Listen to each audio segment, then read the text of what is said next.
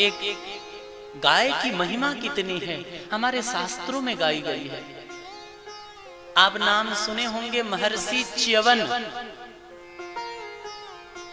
महर्षि च्यवन एक बार प्रयाग क्षेत्र में तप करने के लिए जल में प्रविष्ट होकर कठोर उपासना प्रारंभ की। जल के भीतर तपस्या करने लगे महर्षि च्यवन।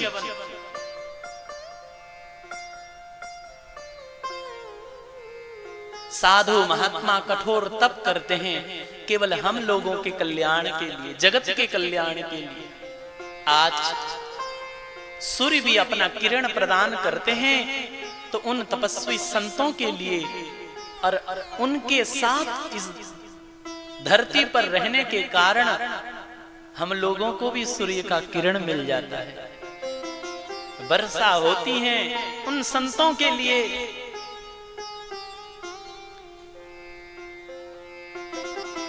धरती अपना रस देकर फल फूल से इस संसार को आह्लादित करती है संतों के लिए।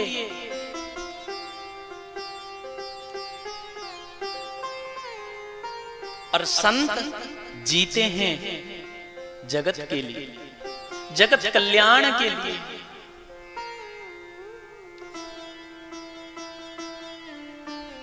हेतु रहित जग जुग उपकारी तुम तुम्हार सेवक असुरा। संतों के मन में केवल केवल जगत की कल्याण का कामना रहती है कि सब प्रभु के चरणों को प्राप्त कर ले, इस दुखमय प्रपंच जगत से सब मुक्त होकर प्रभु की शरण में सब आ जाए। यही संत चाहते हैं।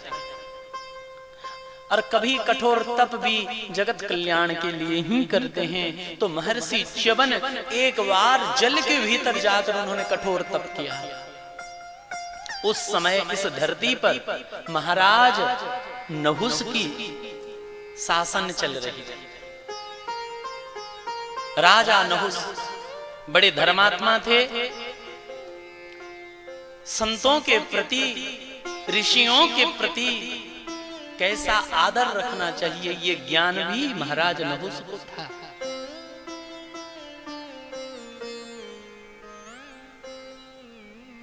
तो उस समय की बात है, कुछ मछुआरे अपना जाल बिछाए। उनका काम था मछुआरों का मछली पकड़ना, मछली बेचना और अपना पालन पोषण करना। तो कुछ मछुआरे जाल फेंके जल में और तपस्या करते हुए महर्षि च्यवन उसी जाल में फंस गए। मछुआरे जब जाल खींचे तो उनको लगा आज बहुत बड़ा मछली फंसा है, आज खूब कमाई होगी। खूब प्रसन्न हो गए, खुश हो गए, आनंदित हो गए और जाल को ज्यों ही खींचने लगे, उसी से बाहर देखे तो कोई महात्मा है और ध्यान से देखे, अरे ये तो महान तपस्वी महर्षि च्यवन है। अब सब थर थर थर थर कांपने लगे। बोले महात्मा कहीं नाराज होकर हमको श्राप न दे दे, हमारा विनाश न कर दे। सब जाकर चरणों में गिरे, क्षमा याचना करने लगे। तो महर्षि च्यवन ने कहा कि तुमने अपने जाल में फंसाकर हमें क्यों बाहर लाया? हम तो तप कर रहे थे, क्यों लाए? तब मछुआरे ने कहा महाराज हमें क्षमा कर दीजिए, ये तो हमारा कुल की वृत्ति है। हम मछली पकड़ते हैं, मछली को बेचते हैं, जो धन मिलता है उस धन से हम अपना पेट और अपने परिवार का पेट भरते हैं। हमें क्षमा कर दीजिए। तो महर्षि च्यवन बोले देखो, अगर ऐसी बात है तो तुम्हारे जाल में हम भी फंसे हैं, इसीलिए हमको भी पहले बेचो और हमको बेचकर जो मिले उससे अपना परिवार का पालन पोषण करो, हमको बेच दो। अब महाराज और घबराए, बोले महात्मा को बेचे, कैसे बेचे? सब बड़े भयभीत हो गए और लोगों से चर्चा कर बोले हम कहीं नहीं जाएंगे। बोले यहीं हैं, तुम्हारे जाल में फंसे हुए हैं। जब तक हमको बेचोगे नहीं तब तक हम कहीं जाएंगे नहीं, हमको बेचो, अपने जाल में फंसाए, बेचो हमको। अब सब मछुआरे पूछते पूछते क्या करें कैसे करें। उस समय समाचार राजा नहुस तक पहुंचा। राजा नहुस दौड़े,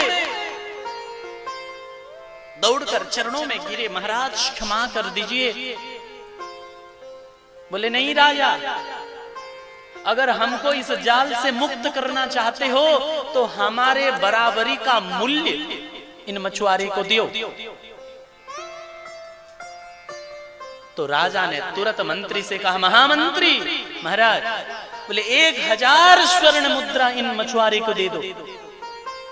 महर्षि च्यवन ने कहा, रुक जाओ, क्या हमारा मूल्य केवल 1000 स्वर्ण मुद्रा है?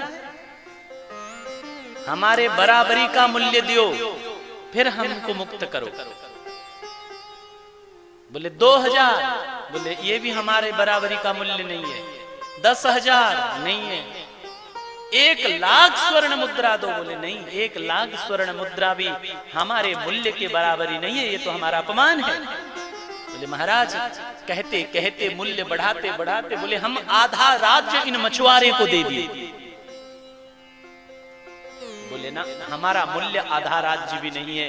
तो नहुस चरणों में बैठ गया, हम इन मछुआरे का सेवक बन जाएंगे और संपूर्ण राज्य इन मछुआरों को दे देते, अपना सर्वस्व दे देते हैं। बोले हमारा मूल्य ये तुम्हारा राज्य की संपत्ति भी नहीं कर सकती बराबरी, इसीलिए ये मूल्य नहीं है।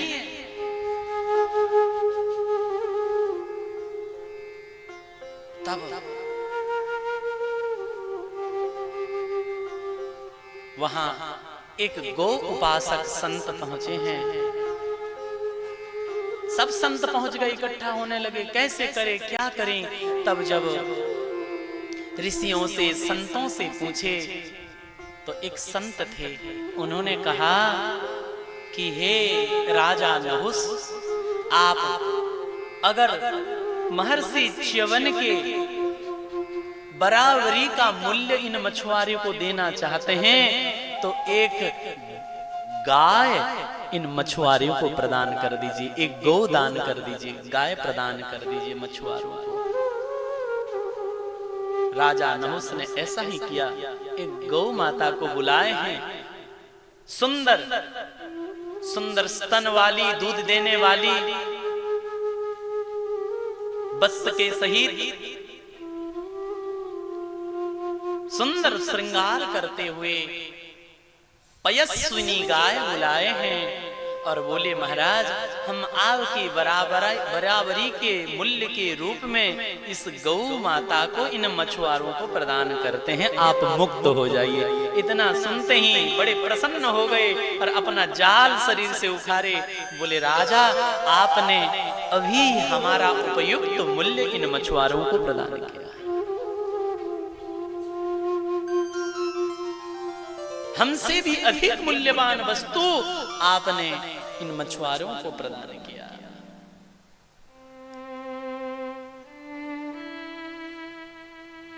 और इसी से ये प्रमाणित हो जाता है कि एक ऋषि से भी अधिक मूल्यवान गौ माता है।